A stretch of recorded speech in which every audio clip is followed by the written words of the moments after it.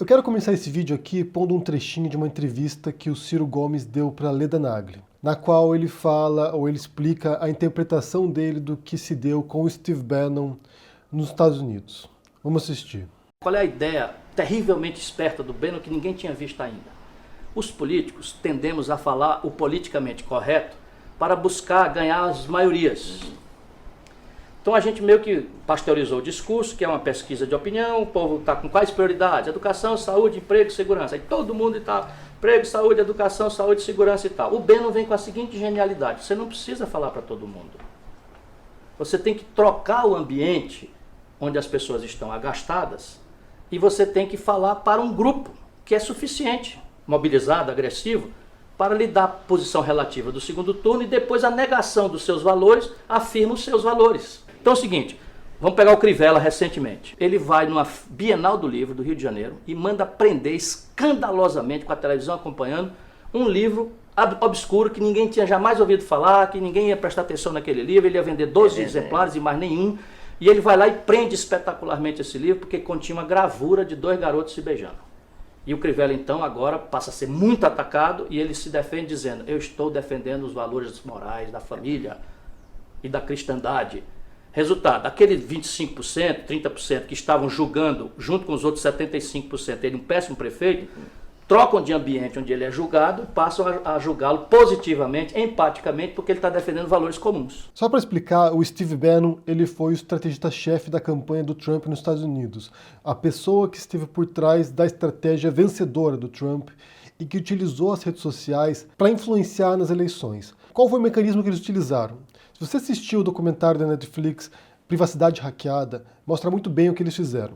Eles criaram quizzes, criaram questionários na internet, perguntas bobinhas, né? Que X-Men que você é, qual personagem da DC você é, ou qual ambiente você prefere para passar suas férias. E ao preencher esse questionário, eles criaram mapas psicológicos dos usuários do Facebook. E mais do que isso, ao pedir autorização para você fazer aquele questionário e pegar os seus dados pessoais, você também fornecia, ao mesmo tempo, dados de toda a sua rede de contatos.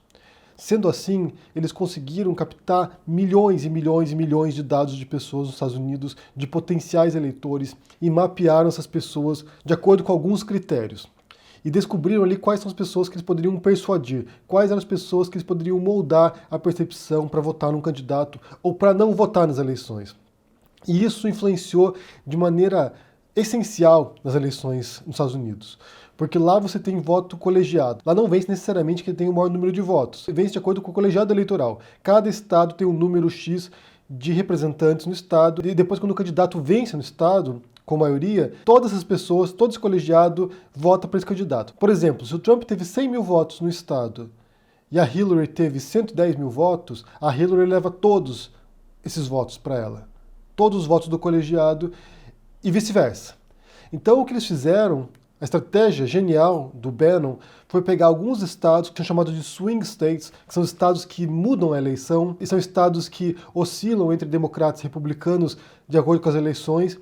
Ele foi nesses estados e ele conseguiu, através desse mapeamento das pessoas que moram nesse estado e do perfil psicológico deles, conseguiu direcionar propaganda para essas pessoas e mudar o número crítico de votos. Em alguns condados nos Estados Unidos, em algumas regiões lá, o Trump ganhou por 1, 2 votos, 3 votos. Então, ao mudar esses pequenos votos nessas regiões, ele conseguiu ganhar estados inteiros e votos colegiados que foram depois para o Trump. Tanto que ele perdeu na eleição popular. A Hillary teve milhões de votos a mais do que o Trump, mas mesmo assim, por causa do colegiado, por causa desse sistema arcaico norte-americano, que foi feito pensando já em proteger a democracia norte-americana para que não fosse manipulada, serviu para manipular a eleição. Então a estratégia do Trump foi compreender o sistema eleitoral norte-americano e como usar a mente das pessoas, a psicologia, para fazer isso. É por isso que aquilo que o Ciro Gomes falou ali funcionou. Pegar uma massa crítica, que é o que realmente importa, que vai mudar a eleição.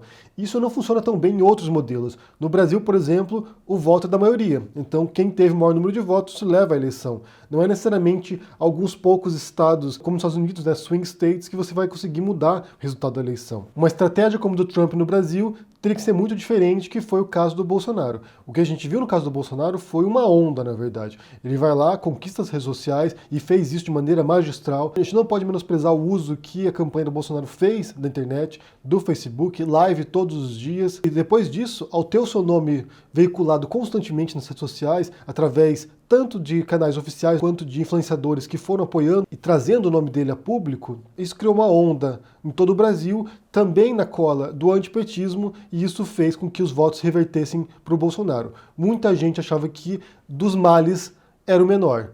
Entre PT voltar e Bolsonaro, o Bolsonaro seria menos perigoso.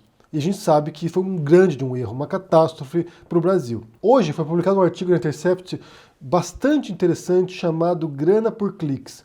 Foi escrito pelo Rodrigo Guedin, Tatiana Dias e Paulo Vitor Ribeiro, e eles falam como o Google ensinou blogueiros de direita ou de extrema direita a usarem o sistema de anúncios do Google para ganhar mais dinheiro. E fizeram isso através de portais de notícias de fake news, com notícias falsas, com notícias mentirosas, distorcidas. Eu já falei aqui anteriormente, em várias circunstâncias, como as redes sociais propiciam esse tipo de conteúdo radicalizado.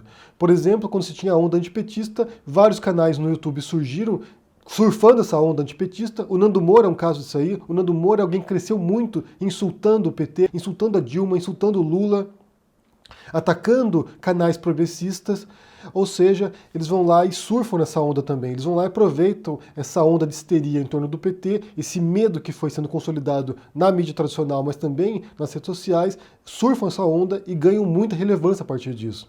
Então eles foram lá, essencialmente, explorando o medo e o ódio das pessoas. São os dois sentimentos mais explorados por eles. E foi também o que o Bannon fez com o mapeamento mental das pessoas, dos usuários do Facebook. Explorar esses sentimentos mais primitivos nossos, que é o medo e o ódio, o medo e a raiva.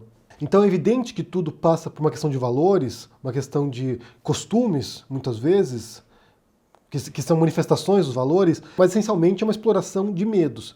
O que o Steve Bannon, a Cambridge Analytica e a campanha do Trump soube fazer muito bem foi realmente capturar, sequestrar os sentimentos das pessoas, dos americanos, de um percentual dos americanos, e isso levou à eleição do Trump.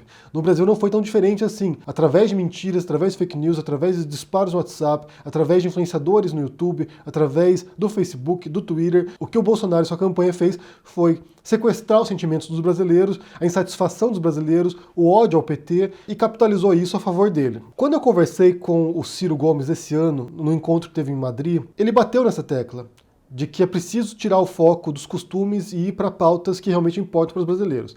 E aí que é a grande questão, e que eu tenho falado aqui constantemente também, inclusive criticando o Ciro Gomes nesse ponto, porque o que nos move enquanto seres humanos são os nossos valores. Para a maioria dos brasileiros, não importa se a taxa de juros é X ou é Y, porque as pessoas nem sabem como isso influencia nossas vidas. Eu já mencionei esse livro aqui anteriormente, eu vou mencionar de novo porque tem sido minha referência para tentar entender esse momento, que se chama Don't Think of an Elephant. O autor é o George Lakoff, que é um linguista e um cientista cognitivo, e ele fala justamente isso. Ele fala que dos anos 70 em diante, nos Estados Unidos, o que você viu foi um pacto informal entre os conservadores, entre os direitistas norte-americanos, para compreender a mente das pessoas, os valores que motivam essas pessoas. Então o que eles criaram foi think tanks, criaram instituições, criaram institutos, criaram bolsas universitárias para criar uma geração de líderes de direita, líderes conservadores, para enfeixarem os valores que eles representam. E gradualmente, com o passar dos anos, com o passar das décadas, o que se viu foi uma conquista desses espaços por conservadores. E o que eles fizeram nesse pacto informal foi assim: vamos deixar de lado nossas divergências, certos pontos específicos que nos separam, vamos nos concentrar naquilo que realmente importa, naquilo que realmente nos unifica. Então, sendo assim, houve uma injeção violenta de dinheiro, de multimilionários, de empresas, para defender esses valores tradicionais, nesses think tanks, nesses institutos, para a criação de líderes. Então eles se concentraram nisso. Se a gente criar certos expoentes intelectuais, políticos, a gente vai conseguir recuperar o debate político nos Estados Unidos e vencer. Por outro lado, o Lakoff disse que os progressistas jamais fizeram nada parecido. Eles não têm essa visão ampla de unificar os diferentes e deixar de lado as divergências. Qual é a nossa pauta comum? Qual é o nosso objetivo comum? A gente se une em torno dessa pauta e abandona as diferenças por enquanto. Quero só ler um trechinho do livro aqui para vocês verem o que ele defende. Esses institutos conservadores fizeram um trabalho muito bem. Pessoas associadas a eles escreveram mais livros do que as pessoas na esquerda escreveram, em todos os assuntos. Os conservadores apoiaram seus intelectuais. Eles criaram oportunidades na imprensa. Mas adiante ele diz o seguinte: em 2002, a direita gastou 4 vezes mais dinheiro em pesquisa do que a esquerda. e eles obtiveram 4 vezes mais de tempo de imprensa. Eles obtiveram aquilo pelo qual eles pagaram. Segundo Lakoff, ele usa uma metáfora para distinguir a direita da esquerda, os conservadores dos progressistas, de acordo com famílias. Na cabeça de um conservador, há um modelo de família hierárquica, patriarcal. Então você tem o pai no topo da família, a mãe em segundo lugar, e depois vem os filhos que obedecem aos pais. Então é uma hierarquia rígida, uma hierarquia com base no respeito e no medo também.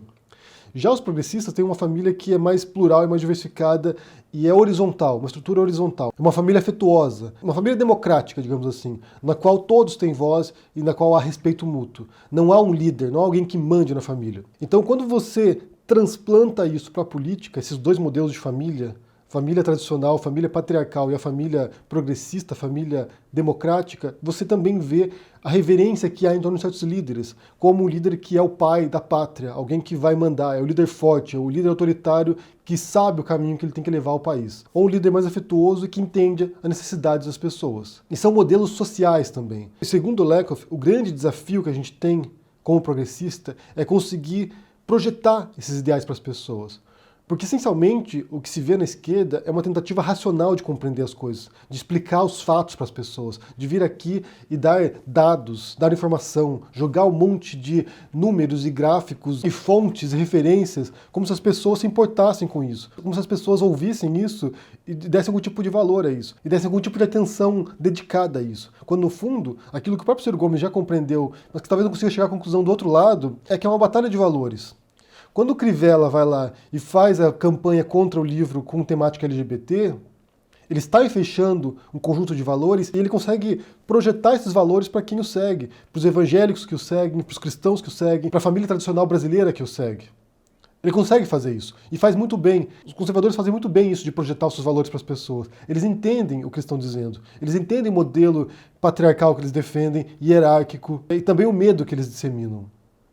Se vocês não votarem no Bolsonaro, o PT vai voltar. E se o PT voltar, vai destruir o Brasil. Eles sabem jogar com as emoções das pessoas. Por outro lado, candidatos progressistas têm uma dificuldade enorme de projetar os valores para as pessoas. O que a gente representa? Quais são os valores que a gente defende? De cooperação, de cuidado, de respeito ao outro, de acolhimento da diversidade. Quando você tem uma situação de crise num país, é muito mais difícil as pessoas comprarem esse tipo de valores tolerantes. Porque elas veem todo mundo como um rival potencial. É um rival no mercado de trabalho, é um rival na rua, de alguém que vai te assaltar, é um rival em todo o tempo.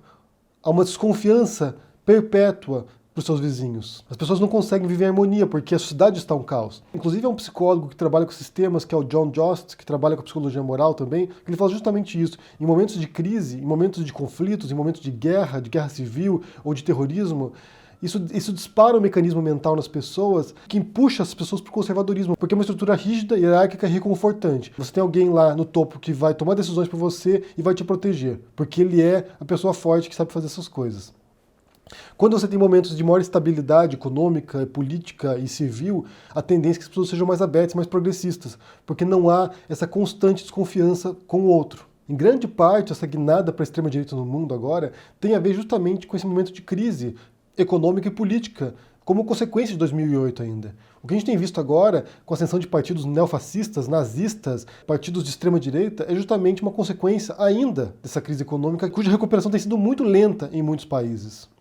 Há uma grande insatisfação popular. Pessoas que sentem que perderam nesse jogo e que agora querem se vingar de certas minorias que eles acham que são ameaças para eles. Muçulmanos, estrangeiros, refugiados, mulheres, negros, gays. Basta encontrar um alvo, um inimigo, e jogar todo o seu ódio sobre essa pessoa, porque isso te dá uma sensação de que você encontrou uma resposta para os seus problemas. São aqueles ali os culpados. A ascensão da extrema-direita, no Brasil e no mundo, é um reflexo do ressentimento de certos grupos. E isso é algo que o Bannon, como menciona o Ciro Gomes, e a extrema-direita compreendeu muito bem. Se a gente trabalhar com o ressentimento dessas pessoas, a gente vai conseguir avançar. O embate, o confronto se dá nesse nível, de como compreender essas pessoas e de como minimizar esse ressentimento.